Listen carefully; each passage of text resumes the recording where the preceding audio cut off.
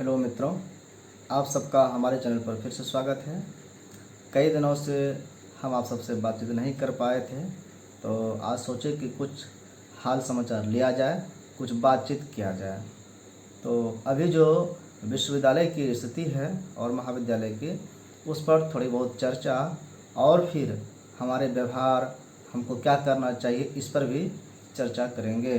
क्या दिशा तय होगा, इसको सोचना है हम लोगों को कि क्या काम करेंगे, कैसा हमारा एक्शन होगा और हमारी दिशा क्या होगी, हम किस तरफ जाएंगे, किस तरफ जाना चाहते हैं। ये सब चीज़ हम लोगों को समझने की आवश्यकता है। हम लोग जितने भी जुड़े हुए हैं आपस में इस चैनल के माध्यम से, सभी बड़े हैं, वयस्क हैं, मैच्योर्ड पर्सन हैं, क्योंकि ये कॉलेज यूनिवर्सिटी का ग्रुप है। सभी स्टूडेंट्स जो भी हमारे हैं, हमारे मित्रगण जो भी हैं, वो सब मैच्योर्ड हैं। इसलिए हम लोगों को समझना होगा कि हम सब विद्यार्थी के रूप में भी जीवन में आगे बढ़ते हैं। कैसे आगे बढ़ते हैं? जब तक हम कुछ सीखने का गुण नहीं रखते हैं, अपने अंदर में ये गुण हमको रखना पड़ता है, अपनाना पड़ता है कि हमको कुछ सीखना है, कुछ पाना है। और जब तक ये इच्छा, ये रहता हमारे अंदर उत्कंठा, तब हम कुछ सीख पाते हैं। उसके लिए हम लगातार सतत प्रयास करते हैं और उसको हम पा लेते हैं। लेकिन जब हमारे मन में ये नहीं रहेगी, प्रेरणा नहीं आएगी कि कुछ करना है, कुछ पाना है, कुछ चाहिए, तो फिर हम जड़ प्राणी हो जाएंगे। हम मगन रहेंगे अपने में, जो है वही ठीक है, अब कुछ नहीं चाहिए। ये भावना जब आएगी तो फिर ना हम सीख पाएंगे, न कुछ और अचीव कर पाएंगे। तो विद्यार्थियों में भी जो विद्यार्थी अपने को ये समझने लगे कि हमको सब कुछ आता है, हम बहुत ही ज्ञानी हो गए हैं, हमको ऐसा क्या चीज़ है दुनिया का जो हम नहीं जानते, कोई हमको क्या बताएगा, हम तो सब जानते हैं। इस तरह की भावनाएं अगर हो, अब पढ़ के क्या होगा, ऐसी भावनाएं हो, वो हमसे ज़्यादा क्या जानता है, उससे ज़्यादा तो हम जानते हैं। मोबाइल में सर्च करेंगे गूगल गुरु पर और जो चाहिए वो जानकारी हमको मिल जाएगी। तो क्या ज्ञान का यही भंडार है? क्या इसी ज्ञान से ज़िंदगी चलती है? नहीं चलती है। हमको कुछ प्रैक्टिकल लाइफ में सीखना होता है, कुछ समझना होता है, और तब फिर हमारा व्यवहारिक जीवन जो है वो व्यवहार से जीता है, और व्यवहार के साथ ही हमारा आसपास के लोगों से आपस में क्या संबंध है वो प्रभावित होता है, और उसी का परिणाम होता है कि हम सुखी रहते हैं कि दुखी रहते हैं। हमारे व्यवहार ऐसे हों जिसके कारण हम सभी लोगों से मित्रवत संबंध रखें और किसी का कोई बुरा नहीं सोचें, तो वो अच्छा रिश्ता होता है। लेकिन हम मित्रवत भी रहें ऊपरी मन से और भीतर से भीतरघात करें, किसी के कदम पैर काटने का कोशिश कर रोकने का कोशिश करें, तो ये फिर रिश्ता टिकाऊ नहीं होता है, एक दिन तकलीफ़ ही पहुंचाता है। तो ऐसी बातें हम लोगों को नहीं सोचनी चाहिए, नहीं करनी चाहिए। तो हम लोगों को अच्छी प्रेरणा लेनी चाहिए, अच्छे आदर्श को जीवन में अपनाना चाहिए।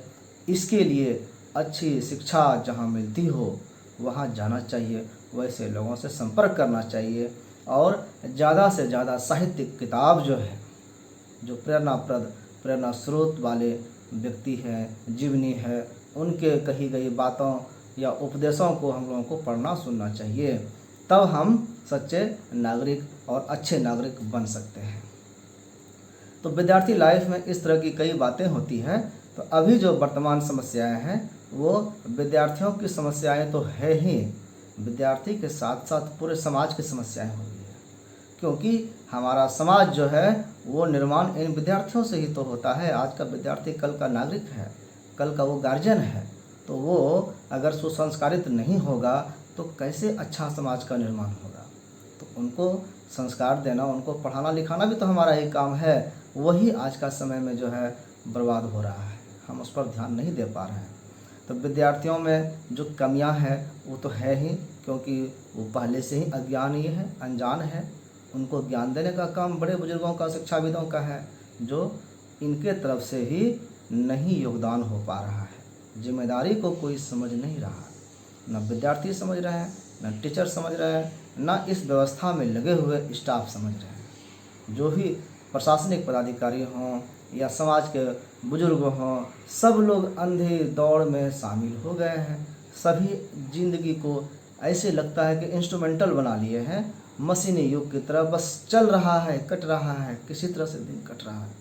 कुछ करना नहीं है, कुछ चिंता नहीं है कि हमारा समाज किस तरफ जा रहा है, हमारी शिक्षा की क्या स्थिति है। कोई देखना नहीं चाहता है, कोई जांचना नहीं चाहता है, कोई इस पर चर्चा करना नहीं चाहता है। ये कैसी विडंबना हो गई है अभी के समय में।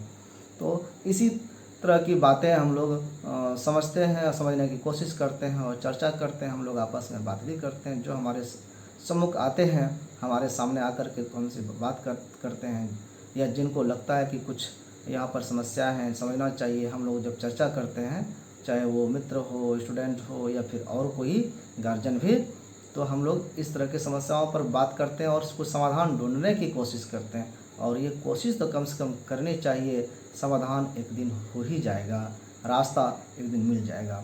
हम लोग अपने मन से, अपने दिल से ये प्रयास जरूर करें। ज़िंदगी भर हम लोग सभी विद्यार्थी ही रहते हैं, शिक्षार्थी ही रहते हैं, सीखते रहते हैं। हमको इस बात का गर्व नहीं है कि हम सब कुछ जानते हैं, और ना ही करना चाहिए। हम कितनों भी जान जाएं, दुनिया के प्रकांड विद्वान तो हो ही नहीं सकते। आपने नाम सुना होगा रावण का। रावण का नाश हो गया उनकी कुछ बुराइयों के कारण, नहीं तो वो अपने समय में और आज तक भी कहा जाता है कि उनके जैसा ना कोई विद्वान हुआ, ना कोई शक्तिशाली हुआ। इतना विद्वान कि उनके स्त्रोत लिखे हुए, तांडव स्त्रोत हो या और कई तरह के मंत्र को उन्होंने सिद्ध किया, लिखा, और भगवान शंकर को उन्होंने मुट्ठी में अपने सर पर जहाँ चाहा वहाँ बुलाया। पहाड़ को तो तोड़कर खिलौना बना दिया। ज्ञान से भी और शक्ति से भी दोनों में अपार था, लेकिन कुछ घमंड होने के कारण उनका भी नाश हो गया, एक अंत हो गया। तो हम लोग उनके सामने तो कुछ है ही नहीं, उनके चरणों में बैठने के लायक भी नहीं है। हमारे ज्ञान का क्या कोई तुलना किया जा सकता है? नहीं। तो जो भी है, हम लोग उच्च होने की कोशिश करते हैं, ऊपर उठने की कोशिश करते हैं। जितना सक्षम हो सके उतना ही बहुत होता है, लेकिन और आगे प्रयास करना है, कम समझ करके कि ये कम है और करना है। तो बेहतर लाइफ कैसे जिए, इसी को हम लोगों को देखना है। तो आजकल हम लोग देख रहे हैं अपने व्यवस्थाएं कॉलेज और यूनिवर्सिटी की, तो बहुत ही विशेष रूप से हम चर्चा इस पर नहीं करेंगे, क्योंकि हम भी इसी के पार्ट हैं, हमारी भी कुछ जिम्मेदारियां हैं। तो लेकिन जो कुछ सामने आ रही हैं बातें, उन पर तो बात करनी होगी। आँख फेर नहीं सकते। नज़र फेर करके रखने से कि सामने में कुछ है, बाघ है, शेर है खाने वाला, या सांप है, तो आँख बंद कर लेंगे तो नहीं खाएगा, नहीं काटेगा, ऐसी बात तो है नहीं। इसलिए इस कुव्यवस्था से पीड़ित विद्यार्थी के साथ साथ हम भी होते हैं। इसलिए चर्चा आवश्यक हो जाती है कि कुछ हम लोग देखें। आज के ही न्यूज़पेपर को देख रहे थे, तो देख रहे हैं इसमें कि हेडिंग है कि त्रुटिपूर्ण रिजल्ट को लेकर छात्र जदयू आज करेगा आंदोलन। विद्यार्थियों को आंदोलन करने की आवश्यकता पड़ गई। क्यों? आखिर किस लिए? विद्यार्थियों के लिए ही तो ये सारी व्यवस्थाएं, ये सारे तामझाम हैं। यूनिवर्सिटी के प्रशासनिक अधिकारी वर्ग हों या कर्मचारी वर्ग हों, कॉलेज के टीचिंग नॉन टीचिंग स्टाफ हों, जितने भी व्यवस्थाएं हैं, बिल्डिंग्स हैं, और उनके उद्देश्य को पूरा करने के लिए जो लाखों करोड़ों रुपए खर्च हो रहे हैं, किस लिए? विद्यार्थियों के लिए। और विद्यार्थी अगर समस्याग्रस्त हो, उनकी समस्याओं को अगर कोई ध्यान न दे, नज़रअंदाज करे, तो विद्यार्थी क्या करे? आखिर विद्यार्थियों के पास क्या ऑप्शंस बचता है? या तो वो पढ़ाई छोड़ दे, शिक्षा की उम्मीद जो उसके मन में थोड़ा सा भी बचा है वो उसको छोड़ दे, अथवा फिर वो आंदोलन का रास्ता पकड़ेगा, वो हंगामा करेगा। तो क्या हंगामा करने देना चाहिए? तो सही बात है कि हंगामा करने की आवश्यकता नहीं पड़े, ऐसी व्यवस्थाएं बनानी पड़ेगी। उसको रोकने के लिए हम लोग पुलिस बल का प्रयोग करते हैं, बाहुबल का प्रयोग करते हैं, जो उचित नहीं है। क्योंकि बाहुबल से और पुलिस बल को बुला करके हम समस्या का समाधान नहीं कर रहे हैं, हम उसको और उग्र कर रहे हैं, विरोध को और रोक रहे हैं, और रोक करके उसको और ज़्यादा जोर से विरोध करने के लिए हम प्रेरित कर रहे हैं। तो ऐसी बातें नहीं होनी चाहिए। वहाँ पर उसकी समस्याओं को सुनकर समझकर समाधान करने की कोशिश करनी चाहिए। सोचना ये चाहिए कि ये जो विद्यार्थी आए हैं अपनी समस्या को लेकर के, ये कोई और नहीं, ये हम ही हैं। हम भी तो एक दिन विद्यार्थी थे, हम भी तो ऐसी समस्याओं को झेलते थे, इसी तरह से लाइन में लगते थे, इसी तरह से ऑफिस में, इस ऑफिस में गए तो कहा दिया वो वहाँ पर जाओ उसके पास होगा काम, वहाँ गए कहता नहीं उसके पास जाओ, दौड़ा रहा है, चक्कर कटवा रहा है, विद्यार्थी रो रहा है, सोच रहा है, परेशान है, दूर दूर से आकर के भटक रहा है। तो ये समस्याएं नहीं हो। तो आज के समय में जब हम उस चेयर पर बैठे हैं तो हमको ये समझना चाहिए कि वो विद्यार्थी कोई और नहीं, हम खुद हैं। अब सोच लीजिए विद्यार्थी की जगह पर जब आप रखेंगे तो कैसा लगेगा ये काम अब तुरंत करना चाहिए। तो ये फीलिंग रखना होगा, समझना होगा, उसके जगह पर अपने को सेट करना पड़ेगा। और ये भी नहीं कर सकेंगे, अगर नहीं कर सकते हैं तो कम से कम ये तो समझ लीजिए कि वो छोटा भाई है, छोटी बहन है, क्या उसको परेशान करना, दौड़ाना अच्छी बात है?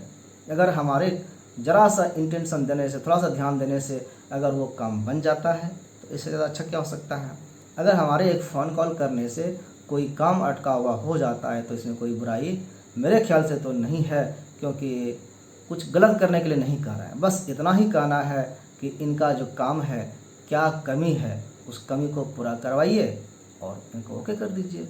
तो अभी जो समस्या है रिजल्ट को लेकर के, रिजल्ट पेंडिंग है, 3 साल के कोर्स को 4 साल 5 साल में खींच रहे हैं, कोई माँ बाप ही नहीं है, कोई बोलने वाला ही नहीं है। विद्यार्थी करे तो क्या करे? विद्यार्थी तो एडमिशन करा के समझे कि वो फेल हो गए हैं या फिर फंस गए हैं चूहे दाने में, जहाँ से निकलना मुश्किल है, सही रिजल्ट को लेकर के चलना मुश्किल है।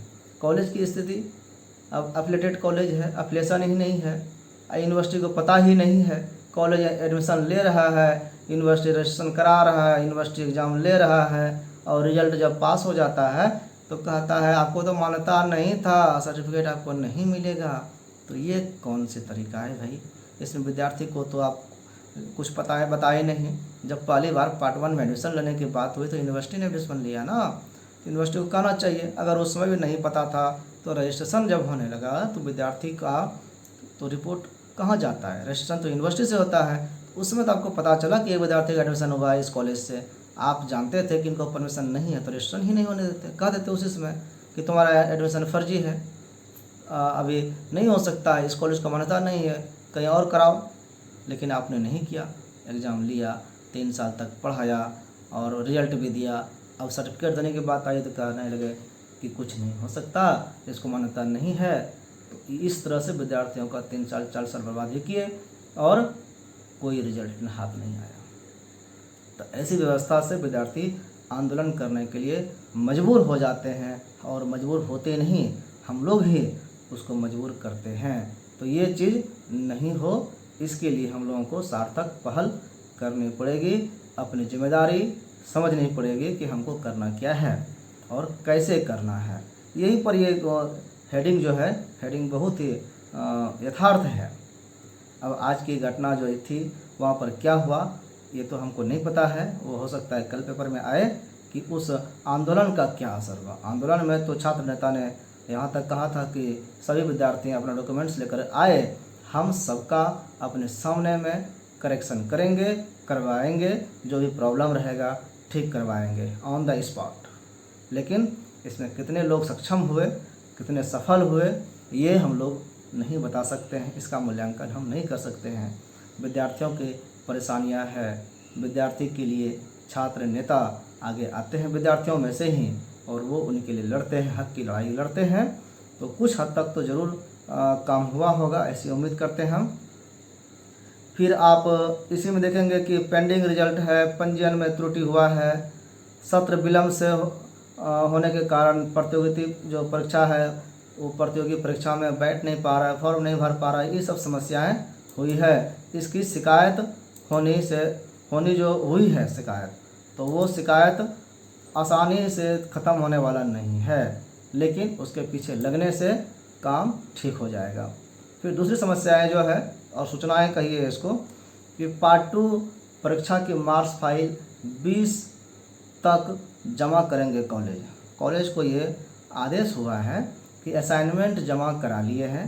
पार्ट 2 का सेशन है 2018 से 21, पार्ट 2 का एग्ज़ाम 21 में, पार्ट 3 का एग्ज़ाम होना चाहिए, नहीं हो पाया, पार्ट 2 का एग्ज़ाम होना चाहिए, एग्ज़ाम नहीं ले पाया, असाइनमेंट से लिया गया। 31 जुलाई तक डेट था जमा करने का, जिसने जमा कर दिया हो गया वो, और घर से बना के लाना था, ये सब काम तो हो गया। अब इसका मूल्यांकन करके टीचर विभाग में उसको कितना किस विद्यार्थी को नंबर आया है उसका मार्क्स फाइल होता है। मार्क्स फाइल का मतलब एक पेज में रोल नंबर और रोल नंबर के सामने इसको कितना प्राप्तांक हुआ वो लिखना, और उस वो डाटा को यूनिवर्सिटी भेजना, तो वो मार्क्स फाइल कहलाता है, उसको भेजना है, जमा करना है। तो 20 तक जमा करने के लिए डेडलाइन दिया गया है। तो इसको कॉलेज लोग 18 तक ही जमा करा रहे हैं, और 2 दिन के अंदर वो यूनिवर्सिटी चला जाएगा, यानी 20 तक चला जाएगा यहाँ से रिजल्ट बन करके। बस उसके बाद कंप्यूटर सेंटर का काम रहेगा, उसको टाइप करके मार्कशीट दे देना। लेकिन इसमें जो कहा गया है, बस थ्योरी का जो असाइनमेंट पेपर जमा हुआ है इसी की चर्चा है। अधूरा लेटर भी छपा है, तो अधूरा आदेश हम कह सकते हैं इसको, क्योंकि जब प्रैक्टिकल एग्ज़ाम नहीं लिया जाएगा तो ये एग्ज़ाम कैसा, आधा अधूरा ही हुआ एग्ज़ाम। थ्योरी का एग्ज़ाम हुआ, जिस सब्जेक्ट में प्रैक्टिकल एग्ज़ाम होता है उसका प्रैक्टिकल का क्या कहे आप, या तो आपने जो आदेश दिया उसमें कह देते ये कि प्रैक्टिकल नहीं होगा, सिर्फ थ्योरी बेस्ड एग्ज़ाम है ये, थ्योरी में जो नंबर आएगा उसी को 100 नंबर मान करके उसका परसेंटेज बनाया जाएगा। पहले ही कहा गया था कि पार्ट 1 और पार्ट 2 का नंबर मिला करके बनाया जाएगा, तो सिर्फ थ्योरी का बनाया जाएगा, ऐसा कहना चाहिए, स्पष्ट आदेश देना चाहिए, या फिर ये डेडलाइन देना चाहिए कि 20 तक तो मार्क्स फाइल थ्योरी का आप जमा करेंगे ही, इसके साथ साथ प्रैक्टिकल एग्ज़ाम भी आपको लेना है इस डेट से इस डेट के बीच में। या तो फिर आप कहते 10 से 20 के बीच में प्रैक्टिकल लेकर के उसका भी एग्ज़ाम दीजिए, या फिर ये कहते कि 20 तक थ्योरी का आप मार्क्स फाइल जमा कर दीजिए, और 20 के बाद 20 से 30 जो है प्रैक्टिकल एग्ज़ाम ले लीजिए, और उसका भी मार्क्स फाइल बना करके सेपरेटली आप दे दीजिए, ताकि थ्योरी का जब जमा रहेगा 20 तक तो इसको फिट करेंगे, लोड करेंगे, और प्रैक्टिकल आप लेके भेजेंगे तो उसको भी लोड कर देंगे, तो फाइनल रिजल्ट बन जाएगा।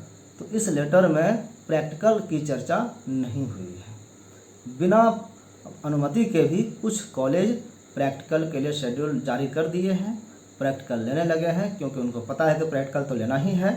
तो प्राइवेट कॉलेज सारे जो हैं वो मैक्सिमम लोग प्रैक्टिकल लेने लगे हैं, विद्यार्थियों के लिए प्रोग्राम जारी कर दिया गया है, विद्यार्थी जाकर प्रैक्टिकल देंगे। लेकिन यूनिवर्सिटी ने आदेश नहीं दिया है, इसलिए कंस्टिट्यूएंट कॉलेज, सरकारी कॉलेज इस पर ध्यान नहीं दिए, प्रैक्टिकल अपने मन से ले नहीं सकते हैं, उतना टाइम भी नहीं है। तो जो भी हो, ये पार्ट 2 का मार्क्स फाइल का सूचना हुआ है, ये 20 तक जमा करना एक सूचना कॉलेज के लिए है, लेकिन विद्यार्थियों के लिए भी, उस विद्यार्थी के लिए सूचना है जो विद्यार्थी अभी भी मार्क्स फाइल जमा नहीं किए हैं, असाइनमेंट जमा नहीं किए हैं भूलवश या किसी मजबूरी कारण, तो आप रिक्वेस्ट करके असाइनमेंट विभाग में जमा कर सकते हैं। अगर वो जमा ले लेते हैं तो आप प्रेजेंट हो जाएंगे और आपका रिजल्ट बनेगा, नहीं तो आपका मार्क्स फाइल जब चढ़ जाएगा तो आप फेल ही होंगे, अनुपस्थित होंगे, और फिर 1 साल का चक्कर लगेगा। पार्ट 2 का मतलब है कि पार्ट 2 में फेल तो पार्ट 2 में रह जाइएगा। पार्ट 1 में जिस तरह से प्रमोटेड हो गए थे पार्ट 2 में, वैसा पार्ट 2 से पार्ट 3 में प्रमोटेड नहीं होना है, ये नियम है। पार्ट 2 और पार्ट 1 दोनों पास करना पड़ेगा, तभी पार्ट 3 में जाता है। तो जो भी छूटे हैं उनसे रिक्वेस्ट है कि वो अभी भी जा कर के किसी भी तरह से आप जमा करिए, चाहे वो हाथ पैर पकड़ करके हो या कोनो रिक्वेस्ट करके, यूनिवर्सिटी से करवा करके, जैसे भी हो आप कर दीजिए। कॉपी अभी जांच हुई नहीं होगी आप, और नाम आपका कटा नहीं होगा, हुई भी होगी तभी आपका उसमें कॉपी ऐड हो जाएगा। तो ये सूचना हुई पार्ट 2 का एडमिशन के बारे में। और ये मार्क्स फाइल विषय वार भेजा जाता है, अलग अलग सब्जेक्ट का अलग अलग पेपर वाइज भेजा जाता है, तो ये सब कॉलेज का काम है। अगला सूचना है, कॉलेज में शुल्क एकरूपता को लेकर बैठक हो रही है। शुल्क कितना लेना है, सरकारी कॉलेज का रेट अलग होता है, अब प्राइवेट कॉलेज का रेट अलग होता है। जानते ही होंगे सरकारी कॉलेज का जितना है उससे डबल होता है प्राइवेट कॉलेज का, तो उसके कई फ़ी वगैरह हैं उसमें। लेकिन प्राइवेट कॉलेज में भी सब कॉलेज का रेट एक नहीं होता है, कोई कॉलेज 3000 लेगा तो कोई 3.5, कोई 4000 लेगा। तो इसके लिए ऑनलाइन जब पेमेंट किया जाएगा तो वो एकरूपता होनी चाहिए, ताकि सबको एक रूप से पेमेंट किया जा सके, और कोई किसी के विरोध में बात न कह सके। तो इसके लिए बैठक हो रही है। बैठक में अभी तक निर्णय सही तरह से हुआ नहीं है, लेकिन जल्दी ही हो जाएगा। और ये कुछ इसमें लगा है कि अनुमान कि छात्रों के शुल्क में पिछले साल की अपेक्षा इस साल वृद्धि नहीं होगी, यानी जो पिछले साल का रेट था वही लगभग रहेगा। तो अब इसमें चिंता की बात नहीं है। इसी के साथ एक सूचना और थी कि छात्राओं की बात। तो छात्राओं को पेमेंट में एडमिशन शुल्क नहीं लगता है। तो एडमिशन शुल्क नहीं लगता है तो फ्री एडमिशन हो जाता है। तो सरकारी कॉलेज में तो दिक्कत नहीं है, लेकिन प्राइवेट कॉलेज में दिक्कत होता है। क्या प्रॉब्लम है कि उस पैसे का जो उपयोग किया जाता है कॉलेज के लिए, कॉलेज को एक्स्ट्रा फंड नहीं है मैक्सिमम केस में, कुछ अनुदान मिलता है तो उससे कुछ होना नहीं है। तो एडमिशन से ही सारा काम चलता है, और जब फ्री एडमिशन होने लगे तो उनकी लुटिया डूबेगी ही, पेमेंट उसको नहीं मिलेगा तो कंगाल तो हो जाएंगे। तो इसलिए ये प्राइवेट कॉलेज वाले लोग अपना डिसीजन लिए हैं, यूनिवर्सिटी को सूचित किए हैं कि हम लोग लड़कियों से भी फ़ी लेंगे। हाँ, सरकार की अवहेलना नहीं कर रहे हैं, लेकिन सरकार क्या करती है कि पैसा जल्दी भेजती नहीं है, 5 साल 6 साल लेट करती है।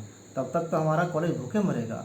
इसलिए हम एडमिशन लेंगे, पैसा भी लेंगे। जब सरकार पैसा भेज देगी तो ये पैसा विद्यार्थियों को रिटर्न कर देंगे।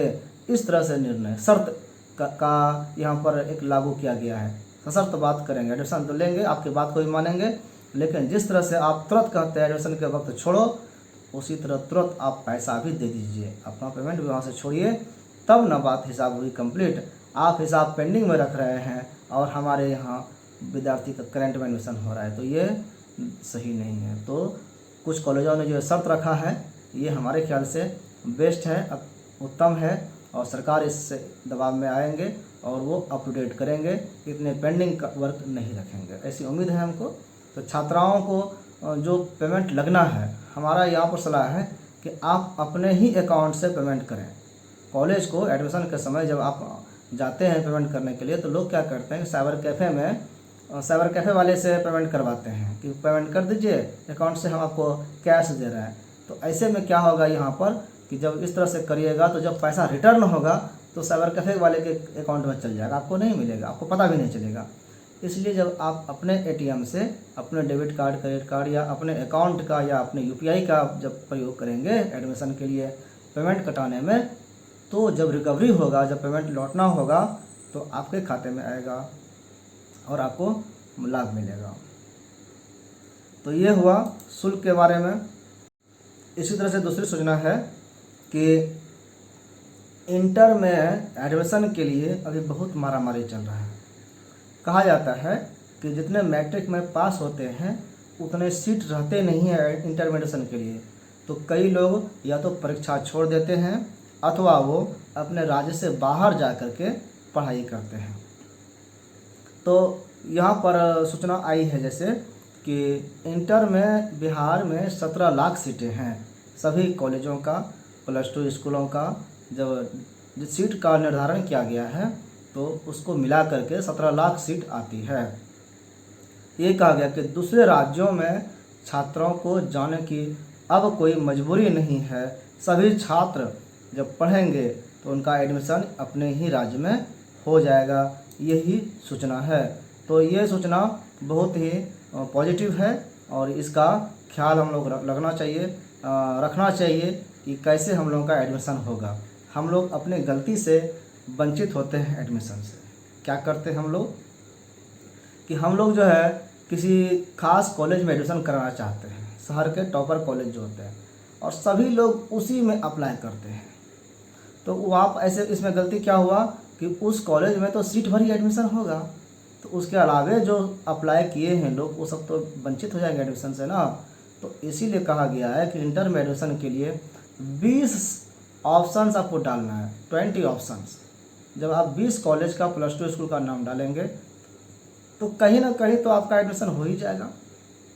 आपके आसपास भी +2 का स्कूल है, उसका भी नाम डालें आप, भले ही आप लास्ट में डालें, लेकिन डाल दें कि अगर ऊपर वाले अच्छे कॉलेज में नहीं हुआ तो कम से कम इस स्कूल में तो एडमिशन हो जाए, ताकि हमारा पढ़ाई ब्रेक नहीं हो। उसमें तो उस सीट वहाँ से भी काउंटिंग हुआ है। तो आपको 20 ऑप्शंस का प्रयोग करना है। 10 तक ही अप्लाई करने का डेट बढ़ाया गया है, अब बढ़ेगा नहीं। तो जो भी अभी तक अप्लाई नहीं किए हैं और अप्लाई किए हैं तो ऑप्शंस अगर 2, 4, 5 देकर छोड़े हुए हैं तो उनसे रिक्वेस्ट है कि आप अपने लॉगिन आईडी और पासवर्ड से वेबसाइट पर, इंटर वाला वेबसाइट है OFSS, गूगल में डालिएगा तो आपका वेबसाइट आ जाएगा, उस पर जाके लॉगिन करके एडिट करिए और ऑप्शंस को बढ़ाइए, 20 ऑप्शन तक डालिए। उससे क्या होगा, कहीं ना कहीं आपका एडमिशन हो जाएगा। लास्ट में कुछ इंटीरियर स्कूल का नाम डाल दीजिएगा, 4-5 ऑप्शन उस स्कूल का डालिएगा जहाँ के लोग का नाम कम जानते हैं, जहाँ लोग एडमिशन कराने से बचते हैं, तो ज़रूर हो जाएगा। जिसका नंबर अच्छा होगा उसी का अच्छे कॉलेज में एडमिशन होगा, ये जान लीजिएगा। क्योंकि मेरिट लिस्ट बनता है, मेरिट में नंबर का खेल होता है। नंबर अच्छा है तो सब कुछ अच्छा होगा आपके पक्ष में, नंबर खराब है तो हो सकता है आपका एडमिशन कहीं नहीं हो। इसलिए पिछड़ने से और एडमिशन से वंचित होने से बचने से आपको करना चाहिए कि कुछ इंटीरियर स्कूल कॉलेज जो हैं उसका भी नाम डाल देना चाहिए, ताकि आपको वहाँ पर मिल सके एडमिशन। तो CBSE बोर्ड वाले हैं, ICSE बोर्ड वाले हैं, इसके अलावा कुछ अदर स्टेट के भी स्टूडेंट्स यहाँ पर एडमिशन के लिए आते हैं। तो इसमें जो है सबको मौका मिल जाएगा, सबका एडमिशन भी हो जाएगा और किसी को कहीं जाना नहीं पड़ेगा। इसलिए ऑनलाइन जब प्रक्रिया ये हो रही है तो 10 अगस्त तक लेने का है, फिर पहली सूची जारी होगी 2-4-5 दिन में। फर्स्ट मेरिट लिस्ट आएगा, सेकंड आएगा, थर्ड आएगा। तो एक बार में एडमिशन होता नहीं है, तो एक बार आपको ज़रूर मौका मिल जाएगा किसी न किसी कॉलेज में या स्कूल में। हो सकता है फर्स्ट अटेम्प्ट में आपका आ जाए, अच्छा नंबर होगा तो।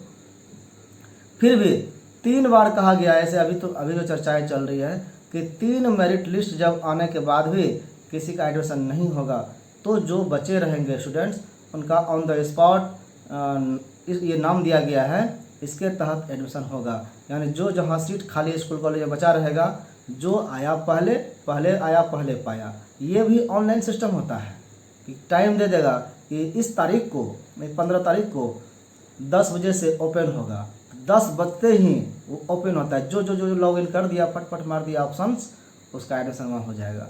तो ये ऑन द स्पॉट का प्रोसेस है।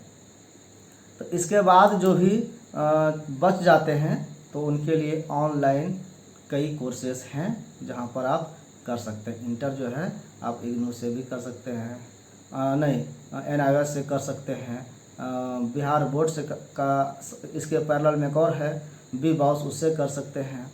तो पढ़ने से आपको कोई रोक नहीं सकता है। उसी तरह से दूसरा है सूचना, पोर्टल से एडमिट कार्ड डाउनलोड करेंगे परीक्षार्थी। ये सूचना है PG वाले के लिए। तो PG सेमेस्टर जो है 3 और 2 चल रहा है, तो उसका एडमिट कार्ड लोड पोर्टल से होगा। यही चर्चा हो रही थी कि ऑफलाइन मिलेगा कि ऑनलाइन। तो ऑनलाइन मिलेगा, लोग डाउनलोड भी कर लिए होंगे, आ गया है। आप BKSU के वेबसाइट को जानते होंगे, आप गूगल में जब डालेंगे तो bksu.ac.in ये वेबसाइट है, वहाँ पर जाएंगे तो आपको मिलेगा, शुरू में ही मिलेगा PG असाइनमेंट, क्लिक हियर। थोड़ा सा नीचे आएंगे तो वहाँ पर जब क्लिक करेंगे तो एक पेज पर पहुँचा देगा, वहाँ पर असाइनमेंट आपको मिलेगा। PG असाइनमेंट एग्जामिनेशन ये लिखा हुआ रहेगा, उसमें law assignment question paper, arts assignment question paper, science assignment question paper, जो भी है आप साइंस के, आर्ट्स के, जिसके भी हैं, वहाँ पर क्लिक करेंगे तो गूगल ड्राइव पर ले जाएगा। वहाँ पर अलग अलग सब्जेक्ट का नाम होगा, उस सब्जेक्ट को क्लिक करेंगे तो फिर पेपर आएगा। उसमें जो पेपर आपका है, जो आपको उस सेमेस्टर में होगा, वहाँ पर से क्वेश्चन लोड कर लेना है, प्रिंट कर लेना है, उसका असाइनमेंट बनाना है। तो ये तो असाइनमेंट से संबंधित काम हो गया। उसी तरह से आपको ये लेना है, एडमिट कार्ड लेना है। तो एडमिट कार्ड के लिए भी आपको पोर्टल पर जाना होगा। उसके लिए है bksuexam.in, ये सर्च करिएगा तो इससे आपको जो नया पेज खुलेगा, इसमें admit card, result, college login, staff login, ये हेडिंग रहता है। और एग्जामिनेशन फॉर्म स्टेटस रेट से रहेगा। एग्ज़ाम फॉर्म अगर नहीं भरे हैं तो यहीं से भराएगा, या यहाँ पर भर दिए हैं तो उसका क्या स्थिति है वो भी वहीं से दिखेगा कि आपका फॉर्म भरा गया है, एक्सेप्टेड हुआ है कि नहीं। एक्सेप्ट हो गया, पेमेंट वगैरह हो गया है तो एडमिट कार्ड लोड हो जाएगा। एडमिट कार्ड में जब डालेंगे लोड करने के लिए तो वहाँ पर रजिस्ट्रेशन नंबर मांगा जाएगा और वो जब डालेंगे तो सबमिट करिए, आपका एडमिट कार्ड सामने खुल जाएगा। तो रजिस्ट्रेशन का जो नंबर होता है वो एक ही बार मिलता है और वो बीए के समय मिलता है। तो ये तो हो गया पीजी संबंधित सूचना। उसके बाद 10 को अपलोड होगा पीजी सेमेस्टर 2 और 3 का प्रश्न पत्र। तो ये लोड हो चुका है, इसको लोड कर लेना है और इसके लिए जो प्रश्न दिया रहेगा उसका असाइनमेंट बनाना है। इसको असाइनमेंट बनाने के बाद आप जो समय है उसको 25 से 3,000 शब्दों में लिखना है। अपने हाथ से लिख करके असाइनमेंट को अपने विभाग में जमा करना है। और ये कहा गया है कि बहुत अच्छा लिखा रहेगा, जिसका 70% से उसको ज़्यादा नंबर आ गया तो उसके कॉपी को विश्वविद्यालय के वेबसाइट पर भी प्रकाशित किया जाएगा, अन्य लोगों को देखने के लिए, पारदर्शिता को कायम करने के लिए कि देखिए इसको इतना नंबर मिला है तो क्यों, इन्होंने इतना अच्छा लिखा है इसलिए ज़्यादा नंबर मिला है। तो ये चीज़ रहेगा, एक आइडियल भी रहेगा, विद्यार्थी ने इस तरह का आंसर लिखा है, यही आंसर होना चाहिए। तो इस तरह का सूचना है जो पीजी के क्वेश्चन पत्र के लिए है, ये हो गया है। तो इस बार असाइनमेंट से एग्ज़ाम होगा, ये बात हो गई। उसके बाद जो है अभी चर्चा हो रही थी एडमिशन का,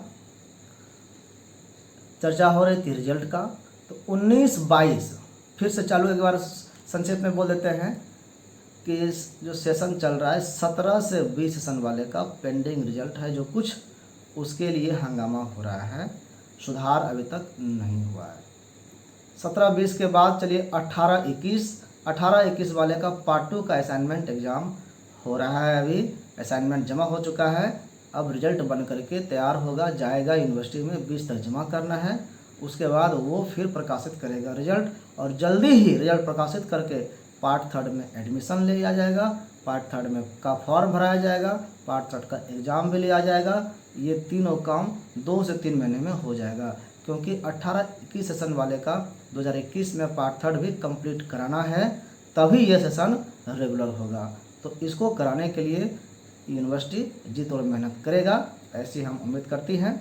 उम्मीद हम लोग करते हैं कि ये वो उनके तरफ से जल्दी काम किया जाएगा, और बिना कोई लफड़े का, बिना कोई फॉल्ट का, तो भी संभव है कि समय पर पूरा होगा। नहीं तो जिस तरह से लापरवाही से काम हो रहा है, एक ही काम को 4 बार कर रहे हैं और 4 महीना से कर रहे हैं, फिर भी वो सफल नहीं हो पाता है, तो ऐसे काम नहीं होने चाहिए।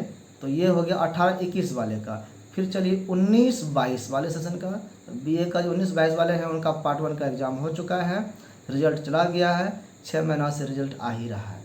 अब वो आएगा, कब आएगा ये हमेशा अभी कन्फ्यूजन में है, कोई स्पष्ट नहीं कह रहा है। इस महीने भी आ सकता है, पिछला महीना भी लग रहा था कि अब आएगा, फर्स्ट वीक में आएगा, सेकेंड वीक में आएगा, थर्ड वीक में आएगा, लास्ट में आएगा, नहीं आया।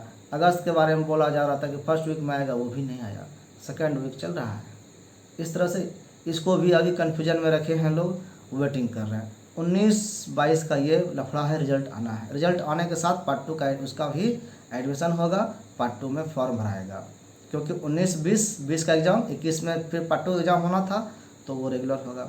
फिर चलिए 20 और 23 सेशन का। तो 20-23 सेशन वाले का रजिस्ट्रेशन कार्ड तैयार हो गया है, उनको पहले कॉलेज में भेजा जाएगा रजिस्ट्रेशन कार्ड को बंडल बन करके, जैसा सूचना मिला था। तो कॉलेज में जब बंडल आ जाएगा तो कॉलेज फिर उसको सब्जेक्ट वाइज अलग अलग करके विद्यार्थियों को बांटा जाएगा कि लो भाई अपना अपना रजिस्ट्रेशन कार्ड ले लो। उसको हार्ड कॉपी रहता है, उसको सुरक्षित करके रखिएगा लेमिनेशन करा करके।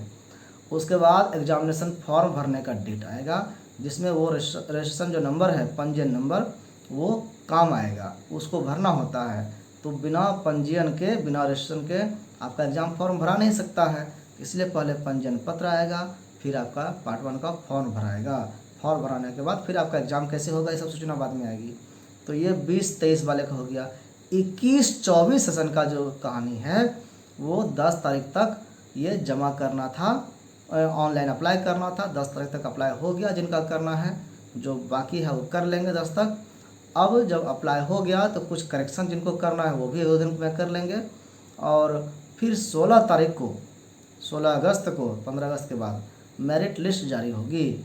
मेरिट लिस्ट जारी होगी एडमिशन के लिए फर्स्ट, सेकंड, थर्ड, इस तरह से कई लिस्ट चलेगा और फिर उसमें एडमिशन होगा। जो भी मेरिट में आएंगे उनका एडमिशन होगा, डॉक्यूमेंट वेरिफिकेशन होगा, तब कंफर्म होगा। पेमेंट ऑनलाइन होना है या कैसे होना है, अब वो मेरिट लिस्ट जारी करने के समय सूचना देंगे। पहले का जो सूचना है उसके आधार पर ये सूचना थी कि मेरिट लिस्ट का प्रकाशन होगा और ऑनलाइन पेमेंट आपको करके एडमिशन ले लेना है। फिर कॉलेज टाइम देगा आपको कि कब वेरिफिकेशन करना है। कॉलेज जाकर सर्टिफिकेट ओरिजिनल दिखाइए, आपका वेरिफिकेशन हो गया, सब कुछ सत्य पाया गया तो आपका एडमिशन कन्फर्म। अगर ऐसा नहीं पाया गया तो आपके एडमिशन को कैंसिल कर दिया जाएगा।